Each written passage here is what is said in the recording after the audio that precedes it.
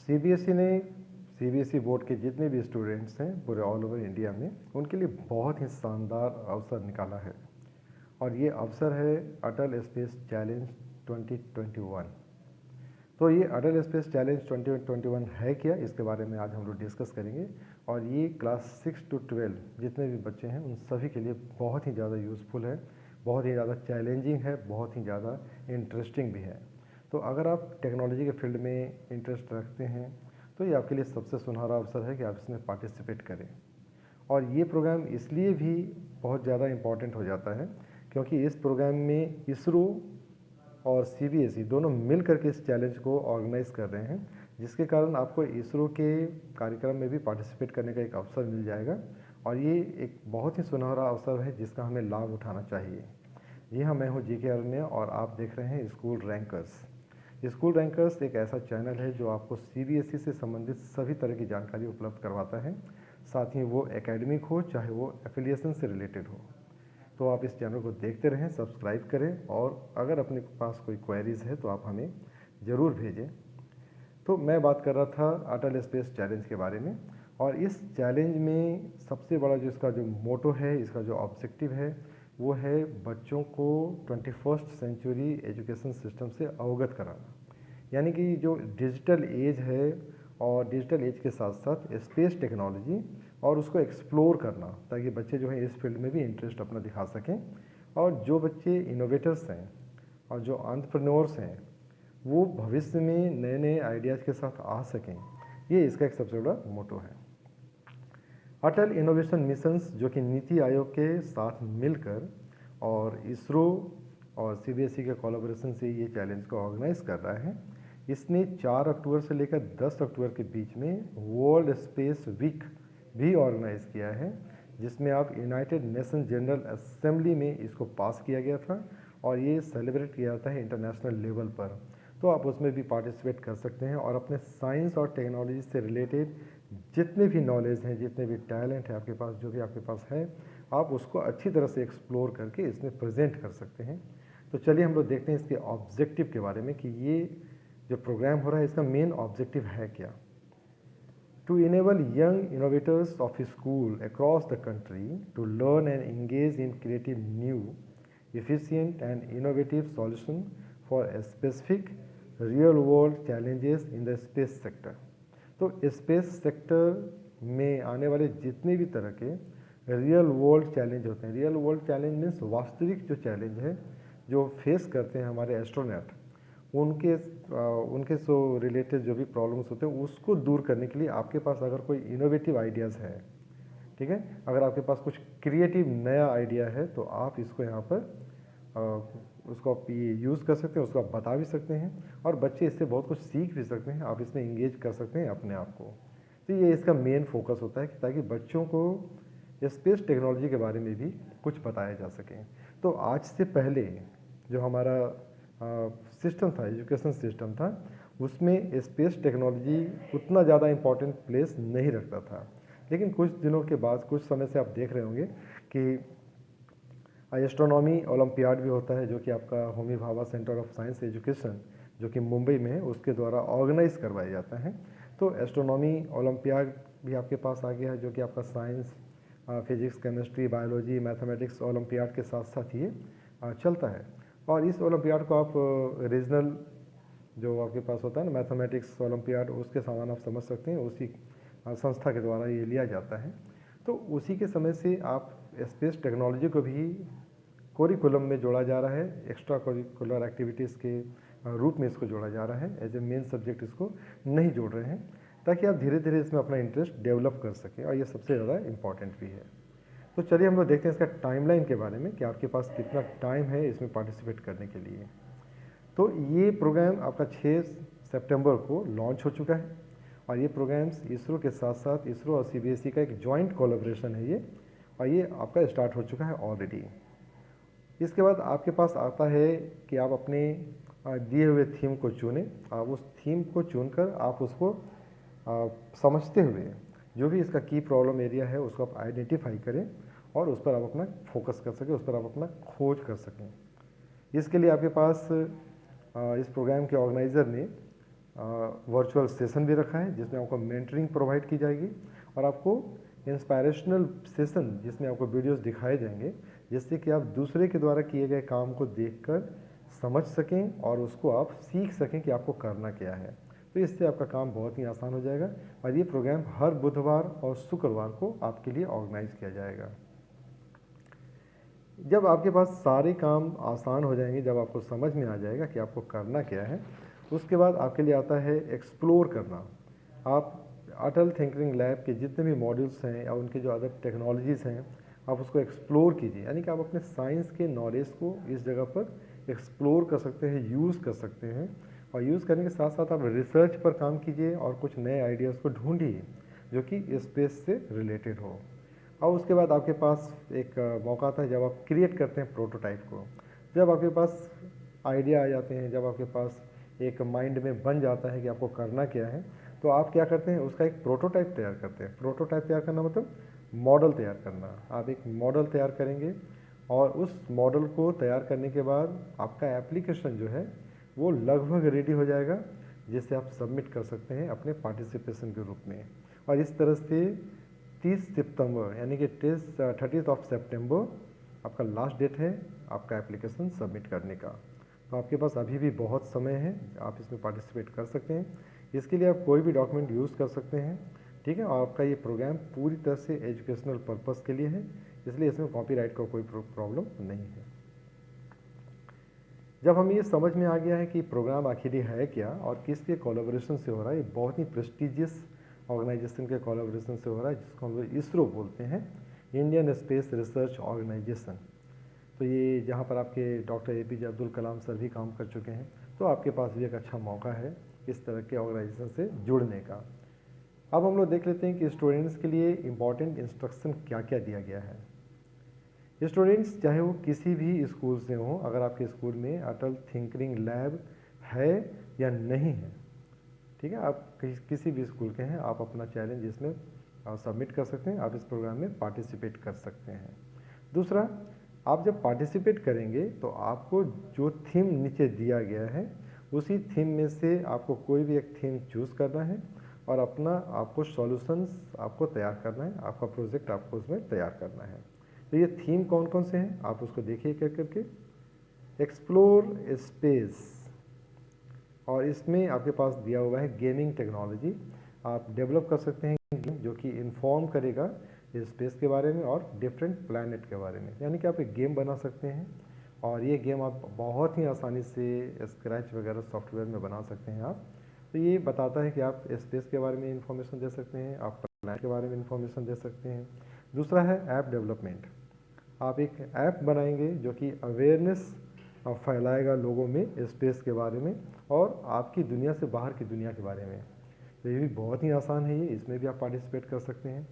Robotics, development of robotics systems technology to improve space exploration mission, यानी कि space को अच्छी तरह से एक्सप्लोर कर सके, उसके बारे में अच्छी तरह से बता सके, ठीक है, उस तरह के आप रोबोट्स, आप उस तरह का रोबोटिक्स सिस्टम आप तैयार कर सकते हैं।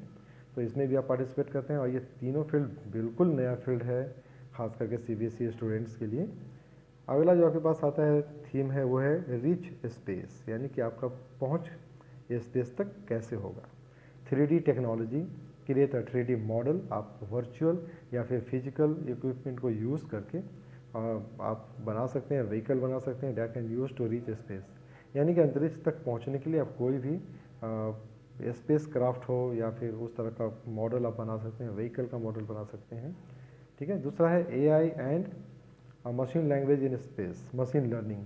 सो artificial intelligence and machine learning in space, इन दो चीज़ों का आप यूज़ करके आप बहुत सारे ऐसे एरिया हैं स्पेस ऑपरेशन का और स्पेस क्राफ्ट मेंटेनेंस का जिसके बारे में आप बना सकते हैं, सॉफ्टवेयर तैयार कर सकते हैं।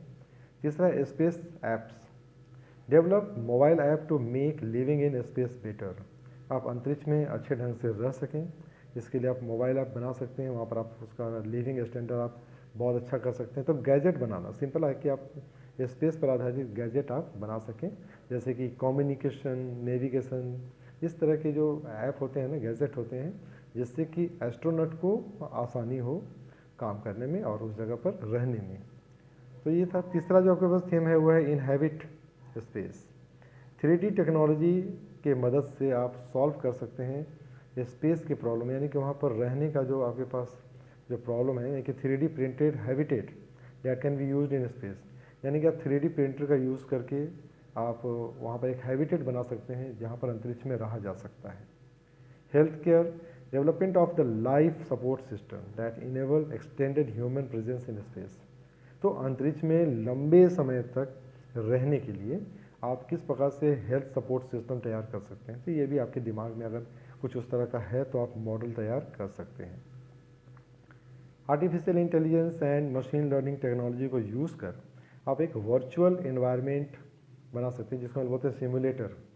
जैसे हम लोगों ने खेला होगा ट्रेन का एक गेम आता है, एयरक्राफ्ट का भी गेम आता है ना, तो आप उस तरह के गेम को हम लोग बोलते हैं सिमुलेटर। तो आप सिमुलेटर भी आप बना सकते हैं जो कि प्रिपेयर करेगा ह्यूमन को स्पेस में जाने के लिए, स्पेस में रहने के लिए और स्पेस को जानने के लिए। तो ये भी आपके पास बहुत ही न्यू और बहुत ही इनोवेटिव चैलेंज आपके लिए।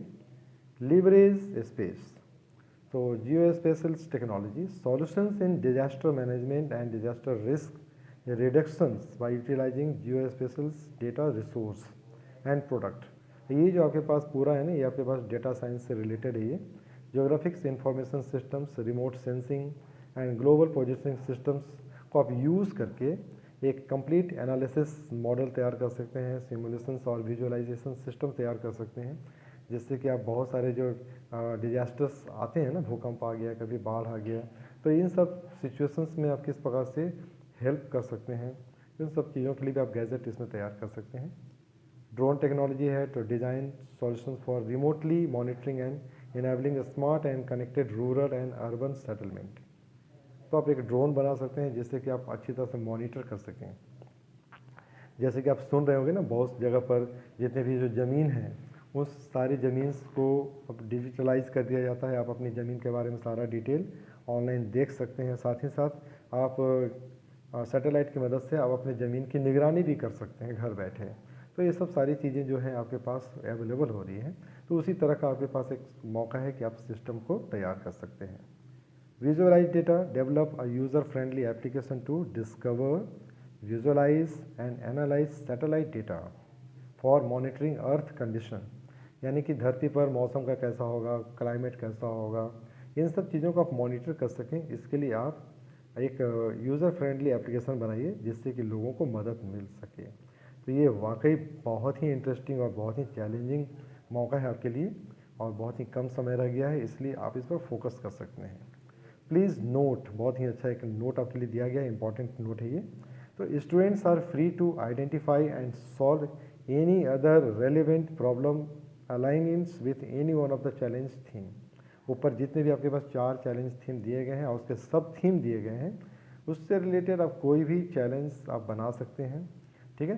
Themes using any other relevant technology, IoT आप यूज़ कर सकते हैं। IoT मतलब इंटरनेट ऑफ थिंग्स, तो आप इसको यूज़ कर सकते हैं। सेंसर यूज़ कर सकते हैं, इलेक्ट्रॉनिक जो भी आप एपरेटस हो यूज़ कर सकते हैं। ड्रोन टेक्नोलॉजी यूज़ कर सकते हैं, कोई भी टेक्नोलॉजी आप यूज़ कर सकते हैं, आप बना सकते हैं।